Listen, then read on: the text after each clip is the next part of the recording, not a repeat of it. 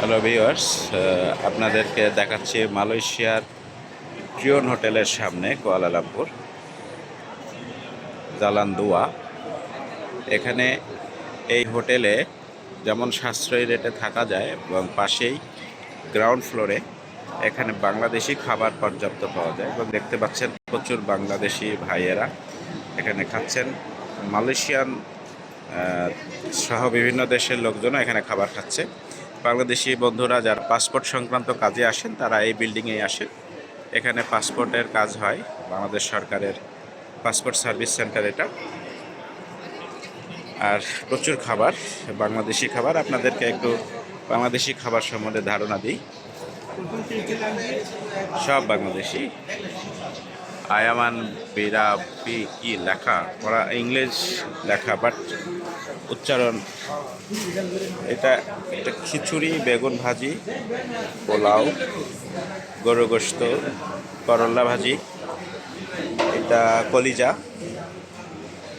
খাসির গোশত, ঢেঁড়স, এটা হাঁস, মাশাআল্লাহ, মুরগি, লাল শাক, আলু ভর্তা, হাঁসের গোশত, মাছ, বিভিন্ন ধরনের ছোট মাছ, কাশকি মাছ এবং সবজি। দেখছেন অনেক নেট অ্যান্ড ক্লিন এবং দামের ক্ষেত্রে খুবই সস্তা। যদি একটু জিজ্ঞেস করি, ব্রাদার খিচুড়ি কত করে প্লেট?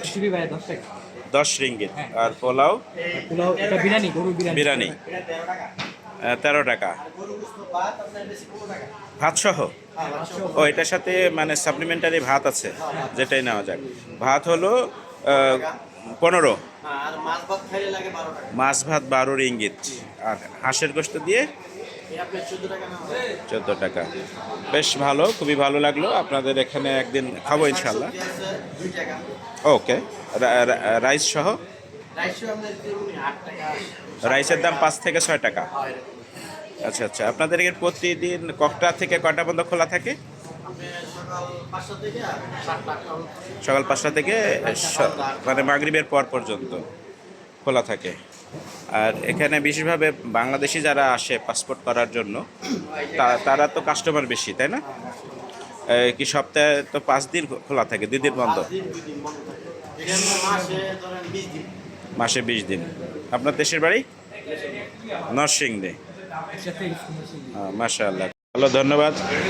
আবার দেখা হবে ইনশাআল্লাহ।